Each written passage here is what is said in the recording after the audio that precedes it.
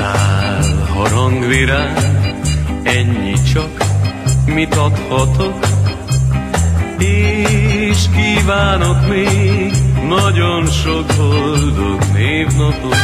Nem nagy dolog, mondhatja más, tudom jó, de mit tegyek? Egy szál harangvirág, ez jelzi most az ünnepet. De látom, téged csak a virág érdekel, mit mondok, az sajnos a füledig nem jut el.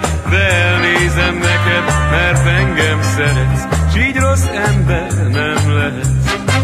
Egy szál virág, nem nagy dolog, de ennyi csak, mit adhatok, és kívánok még nagyon sok boldog névnapot.